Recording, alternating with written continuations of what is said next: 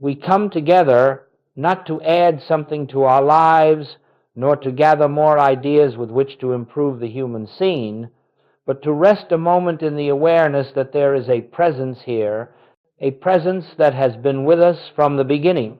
If there is any purpose in our being together, it is to remember that the harmony we seek cannot be established by human effort, and the peace we long for cannot be secured by personal striving. For centuries, the world has labored under the belief that through enough thought, enough planning, enough force of will, life can be reshaped into something whole. Yet each attempt, no matter how sincere, leads only to further restlessness, because that which is born of human effort must be maintained by human effort, and therefore never brings freedom. As we sit here, let us acknowledge honestly that every one of us has tried, at some time, to repair our lives through our own strength.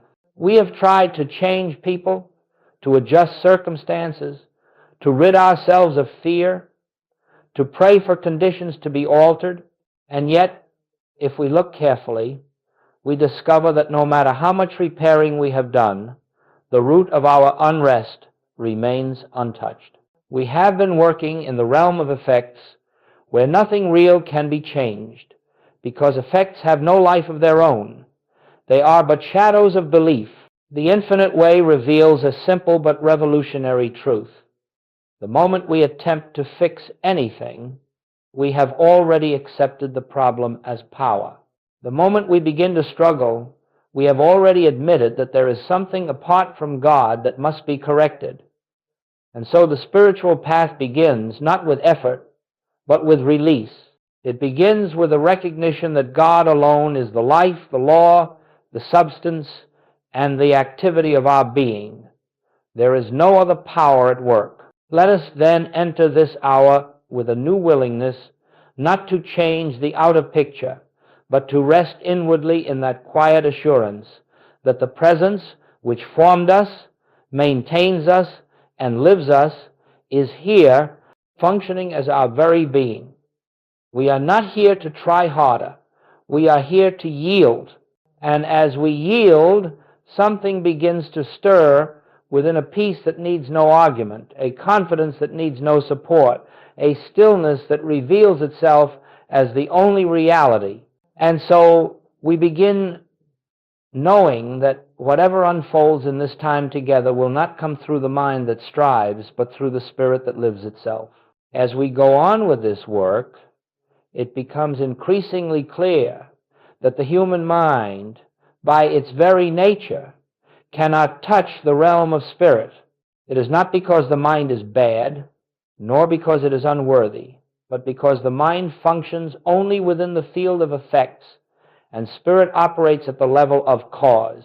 When we attempt to fix, correct, or improve the outer picture, we are unknowingly trying to manipulate the shadows while remaining unaware of the light from which they arise. And so no matter how diligent the effort, no matter how intense the desire, our attempts to rearrange the shadows leave us exhausted, for we have never touched the source. You may notice that the more you struggle with a problem, be it a physical condition, a financial concern, a relationship difficulty, the more substantial it seems to become. Why is that? It is because the moment you attempt to correct a condition, you have given it reality. You have granted it a power of its own. You have acknowledged it as something apart from God that must be subdued or conquered. And in that very act, you have moved out of spiritual awareness into the belief of two powers, a good power that you seek and an evil power that threatens. Now consider for a moment what happens when we operate from that duality. The mind becomes tense, anxious, creative in its fears. It begins to speculate, to judge, to analyze, to project. All of this activity is but a sign that we have accepted the appearance as true and are now working with it on its own level. But truth is never found on the level of appearances. Truth is found only when we retire from the battle and return to the realization that God is the only presence and the only power functioning anywhere. Human fixing always fails because it begins with a false premise. It begins with the belief that something has gone wrong in creation. It begins with the assumption that our task is to repair the handiwork of God or to add something to the completeness of divine being. But the spiritual reality is that nothing God has created can be improved, and nothing unlike God has ever been formed. The entire structure of fixing rests upon illusion, and so in this work we are asked to lay down the tools of the human mind, not because they are sinful, but because they are useless in the realm of spirit. We do not reach God through thinking, planning, pleading, or even through our most earnest desires. We reach God when thought becomes still, when effort is surrendered, when we recognize that the divine activity is already present and needs no assistance from us. This is not an easy realization, because the mind has been trained through centuries to believe that its task is to solve, to manage, to correct, to protect. But as long as we are engaged in the work of fixing, we are closing our ears to that still small voice which whispers, "Be still and know that I am God." Not be clever, not be strong, not be determined, but simply be still. In stillness, the false sense of a problem dissolves, not because we have conquered it, but because we have ceased granting it reality. As we continue deeper, we must remember this: anything we try to fix, we first affirm as real. Anything we release into God's presence, we allow to dissolve as illusion. Let this sink gently into your consciousness, for upon this foundation the entire spiritual life rests. As we go forward together, let us remember that all spiritual progress rests upon a single shift, turning away from the world of effects and returning to the realization of cause. Nearly the whole of human living is spent in the realm of effects, looking at bodies, finances, relationships, politics, emotions, and trying to improve them. Yet none of these have ever been self-created. They are the outpicturings, the shadows of a deeper state of consciousness. And so long as we give our attention to the shadows, we cannot see the light from which they arise. This is why the world exhausts itself with endless attempts to fix, correct, and reform outer conditions. It has never understood that the outer is but the product, never the producer. And so the first step in spiritual awakening is to acknowledge quietly and sincerely, I will no longer accept effects as cause. I will no longer grant power to that which is merely appearance. This is not a statement to convince the mind. It is a recognition that dawns as one sees that what the senses report is never the whole story. There is only one cause, and that cause is God. God is the only law, the only substance, the only activity, the only power. When we hold this in awareness, not as a mantra, not as an affirmation, but as a realized truth, then we begin to perceive the nature of the world differently. We no longer approach a problem with the assumption that something outside is acting of its own accord. Instead, we recognize that everything appearing in our experience is but the picture taken of our consciousness. It has no life, no will, no substance apart from the consciousness beholding it. And so the inner work becomes very simple. Turning away from the picture and resting in the source. We do not deny appearances, that would be foolish. We do not fear them, that would give them power. We simply refuse to work with them, refuse to grant them causation. For appearances are not cause, they have never been cause, they can neither bless nor harm. They have only the life we unconsciously lend them. The moment we realize this even faintly, a shift takes place within. A certain peace begins to replace agitation. Fear loosens its grip, not because the problem is solved, but because we have ceased treating the problem as a power. And in that moment, the presence of God begins to be felt not as an idea, but as a living, active reality, quietly asserting itself. This is the beginning of true healing. Healing never takes place in the outer world. Healing is the restoration of our awareness of the one cause. And as this awareness deepens, the effects naturally reform according to the nature of their source. Harmony appears because harmony is inherent in God. Supply appears because supply is inherent in God. Peace appears because peace is inherent in God. Do not look to the outer for change. Rest in the inner, and the outer will follow. Turn from effect to cause, and you will find that the problems which once seemed so formidable lose their substance, for they never had any reality except the one we assigned them. It is in this turning that we begin to live spiritually. It is in this turning that we step out of duality and rest in the realization of one presence. And it is in this turning that the whole structure of fear begins to dissolve. As we continue, let us come gently into the realization that the entire secret of spiritual living lies in a rest that is not of the body and not of the mind. It is the rest that comes when the personal self ceases its labor, when the mind becomes still of its own volition, and when the heart no longer reaches outward for help, but inward for recognition. This rest is not something we create. It is something we permit. The world has always assumed that answers come through struggle, through mental concentration, through effort of some kind. Yet every mystic who has touched the realm of spirit has discovered the opposite, that the presence becomes known not in striving, but in silence.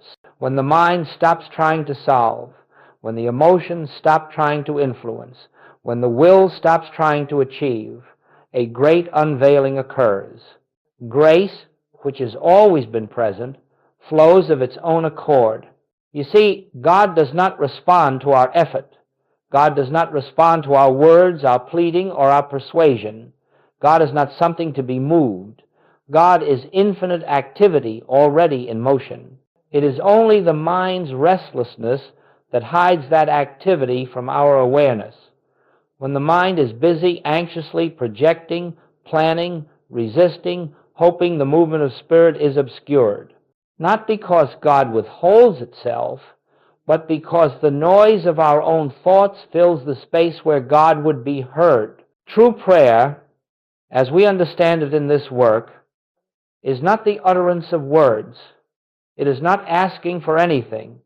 It is not even the mental contemplation of spiritual ideas. True prayer is quiet listening.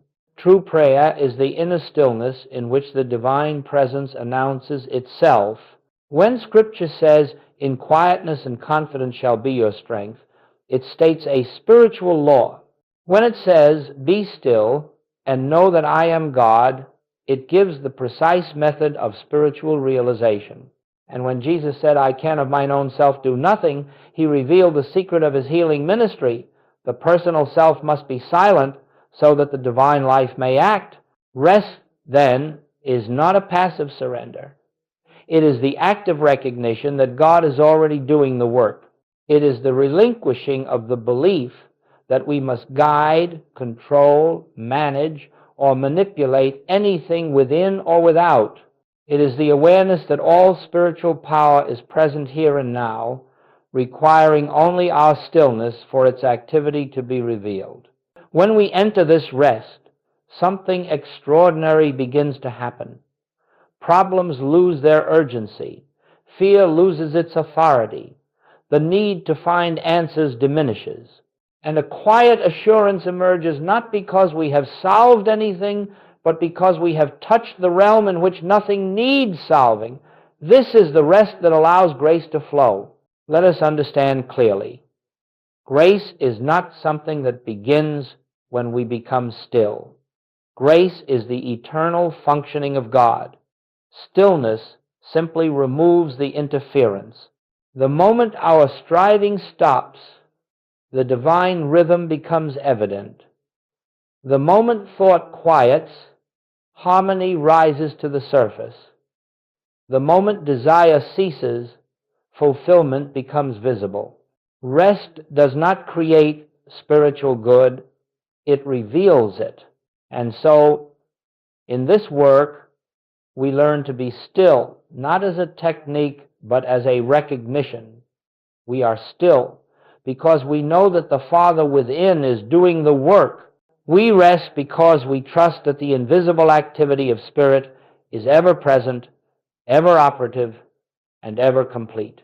In this sacred rest, life begins to unfold from the center outward, not by our effort, but by God's grace. Now let us come to a point that is often taken outwardly and therefore misunderstood, this matter of doing nothing. When we say in spiritual work that you are to do nothing, many immediately assume that this is a call to neglect the responsibilities of human living or to become indifferent to the conditions that arise in daily experience. But that is never what is meant. The infinite way is not a path of avoiding life, it is a path of seeing life correctly. To do nothing means only one thing. Do not attempt to use the human mind as the instrument of God. Do not attempt to change conditions through thought, emotion, or willpower. Do not try to push truth into a situation. Do not attempt to bring God to where God already is. When we say do nothing, we are speaking of the inner life, not the outer. Outwardly, you may continue your work, care for your family, tend to your duties. But inwardly, there must be a profound surrender, a refusal to use the mind as a tool of spiritual manipulation. The moment you begin to think that you can direct spiritual power, you have stepped into illusion. The moment you try to make truth accomplish something, you have left truth behind. Doing nothing is the cessation of mental activity that believes it knows what the condition is, what caused it, or how it should be corrected. It is the refusal to engage the mind in spiritual work, for the mind is never the instrument of Spirit. The mind is the receiver of appearances. Spirit is the reality behind them. When you face a problem, whether of health, supply, or relationship, the human instinct is to grasp it mentally, to analyze it, to treat it, to declare truth at it, or to attempt to change it through spiritual statements.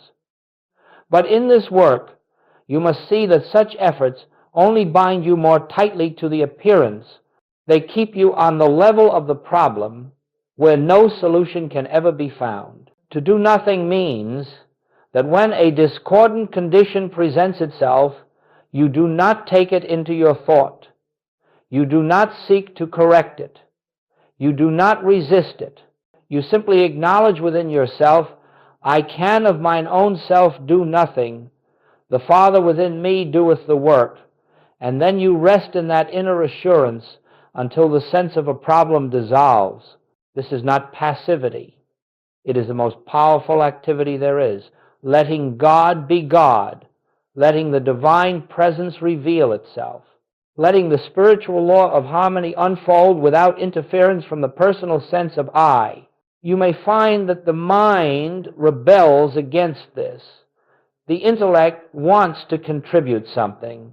It wants to help. It wants to participate. But every attempt of the personal mind to help is an obstruction. It is a belief in a self apart from God.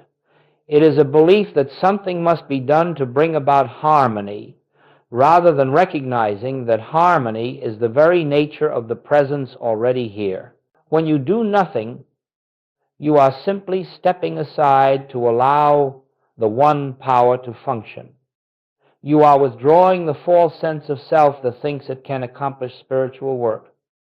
Spiritual work is always God's work. It is the activity of the one infinite consciousness expressing itself As you learn this principle, not intellectually, but through experience, you will discover a strange and beautiful truth. Harmony appears not because you solved a problem, but because the sense of a problem disappeared. It dissolved as the mist dissolves before the morning sun, without your effort, without your thought, without your intervention.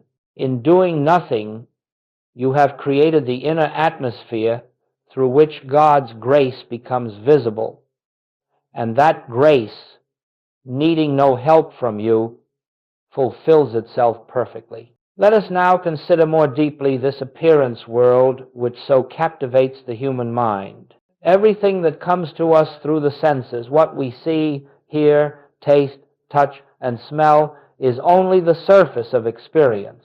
It is never the reality. It is merely the outpicturing of a universal belief accepted as fact. And because humanity has lived for so long with faith in what the senses report, it has given tremendous power to shadows, which, in truth, have none. As you learn this principle, not intellectually, but through experience, you will discover a strange and beautiful truth. Harmony appears not because you solved a problem, but because the sense of a problem disappeared. It dissolved as the mist dissolves before the morning sun, without your effort, without your thought, without your intervention.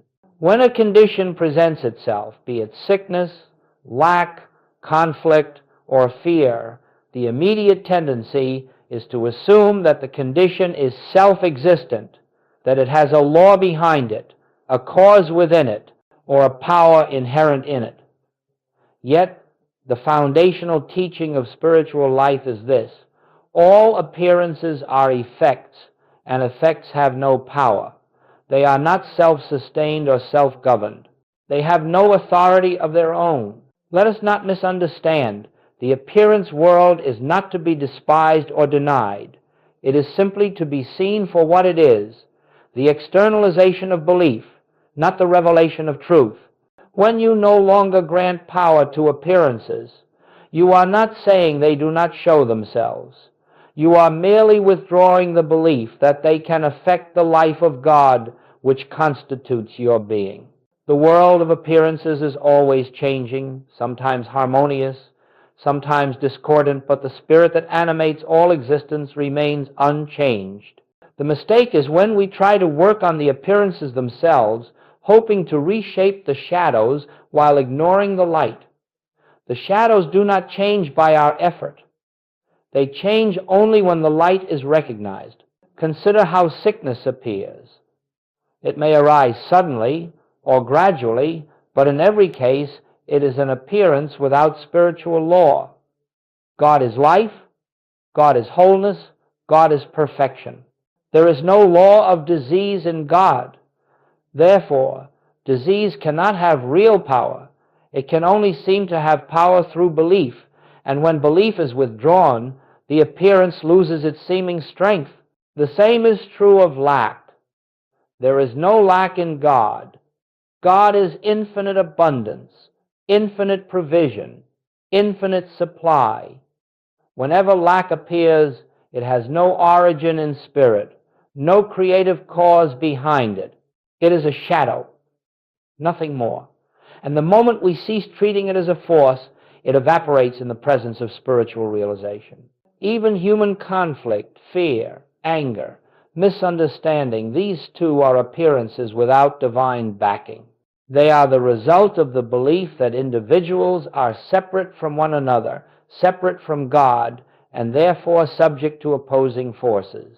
When the truth of one life, one self, one being is realized, the appearance of conflict loses its foundation. When you withdraw your fear of appearances, you remove the only support they ever had. You will find that they begin to dissolve, not always instantly, but inevitably, because they were never entities or powers. They were only the pictures formed by belief. This is why spiritual work never involves correcting people, conditions, or events. It involves only the recognition of the one presence. As that recognition dawns, The entire appearance world rearranges itself according to the nature of its source. The world of appearances has no power. God alone is power. And as you abide in this realization, you will begin to see harmony where discord once appeared, abundance where lack once frightened you, and peace where fear had taken root. Not because you changed the outer picture, but because you ceased believing in the power of the shadow and rested in the truth of the light. As we move deeper into this work, let us pause for a moment and contemplate the meaning of one presence. For the entirety of our spiritual realization depends on this simple truth. There is not a presence of good and a presence of evil.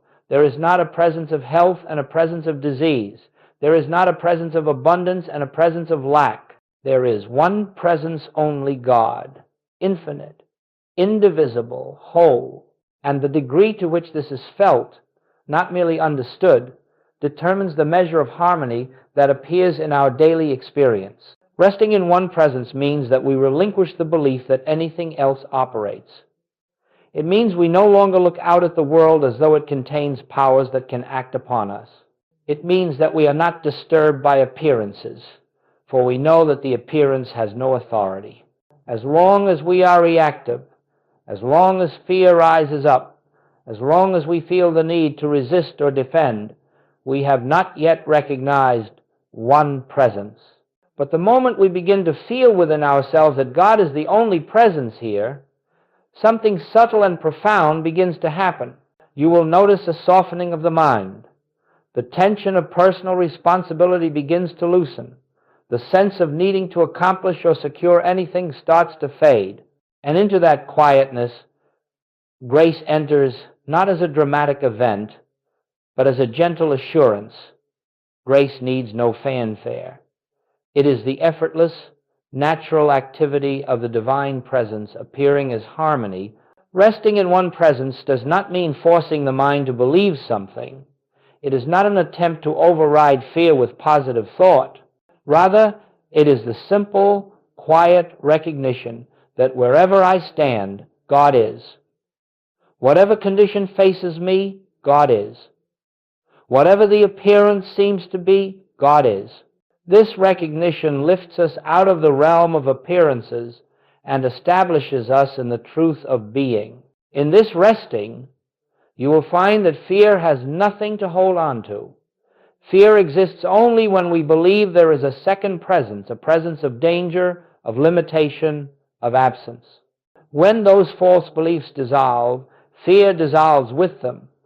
One presence leaves no room for fear because there is nothing left to oppose, nothing left to resist, nothing left to defend. As this awareness grows, something beautiful unfolds. The boundary between you and God begins to disappear. You no longer feel yourself seeking God, reaching for God, or waiting for God. You begin to sense that God is the very life of you, the very breath of you, the very consciousness of you. God becomes not an external helper, but the inner activity of your being. Resting in one presence does not mean forcing the mind to believe something. It is not an attempt to override fear with positive thought. Rather, it is the simple, quiet recognition that wherever I stand, God is. Whatever condition faces me, God is. Whatever the appearance seems to be, God is. This recognition lifts us out of the realm of appearances and establishes us in the truth of being. And so, resting in one presence is the doorway to spiritual living. It is the foundation of healing. It is the essence of peace. When you rest in this awareness, you will find that harmony appears not because you have changed conditions, but because you have recognized the one behind all conditions. And in that recognition, the appearance world aligns itself with the truth of the presence that governs all. This is the moment when grace begins, not because God has suddenly appeared, but because you have ceased clinging to a false sense of self. Grace has always been functioning, but the noise of personal striving drowned it out. When that noise subsides, the presence makes itself known not as a thought, not as a feeling, but as a quiet certainty that all is well, all is sustained, all is fulfilled. This is the true beginning of grace. It is the moment when God becomes more real to you than the appearance, when the invisible becomes more substantial than the visible, when the inner assurance becomes the law of your being, and from this resting place, life unfolds naturally, without strain, without fear, without the endless search for solutions, because you have discovered the one presence that is the solution to everything. The visible world is not a world of causes. It is a world of effects. It is the picture formed by the state of our consciousness in the moment. And so, when you look upon your experience and see harmony, it is not because something has been fixed out there, it is because something has been revealed within. Likewise, when discord appears, we are not seeing a power in the condition, we are seeing a momentary absence of spiritual awareness. Now, let us be very clear. The invisible is always present. God is always present. The kingdom of God is always functioning. What we call demonstration is merely the point at which this invisible activity becomes visible to us. But the activity itself never begins, it never changes, it never increases or decreases. It is eternally complete. The mistake we often make is to attempt to change the visible world. But the visible does not change by manipulation, it changes by revelation. When your consciousness recognizes the presence of God as the only power, the only substance, the only reality, then the outer picture aligns itself with that realization. It cannot do otherwise because it has no life of its own. It is only the image cast by the light of your awareness. You will notice that harmony often appears quietly, without fanfare. A problem that seemed large simply recedes. A condition that frightened you loses its sense of power. A need is met without struggle. These changes do not occur because you have solved anything, but because your inner state has shifted. The appearance always responds to the nature of the cause behind it. This is why Jesus said, "Judge not according to the appearance." He was not speaking about moral judgment, he was speaking about perception. He was instructing us never to accept the visible seen as truth, because the visible is transient, the invisible is eternal. And so, when you rest in the awareness of one presence, when the mind grows still and the heart becomes receptive, the invisible harmony begins to outpicture itself. You will find that whatever needs to take form, whether in the body, in relationships, in supply, or in activity, appears without struggle. The form is not something you create. It is something you witness. In the same way that a seed placed in the earth unfolds without your assistance, so does spiritual realization unfold into visible expression. You do not open the petals of the flower, you behold them. You do not command the tide, you watch it come and go. And you do not force harmony, you witness it as the natural appearing of the invisible. This is the meaning of the statement. Before they call, I will answer. The answer exists before the prayer, the form exists before the desire, the harmony exists before the problem. It is already established in the invisible, and when the consciousness becomes quiet enough to recognize that truth, the outer expression begins to take shape. Let us understand that there is no cause and effect relationship between your realization and the appearing of harmony. It is not that the realization causes the harmony. It is that the realization reveals the harmony that already is. The invisible is forever complete. Our task is not to create, but to behold.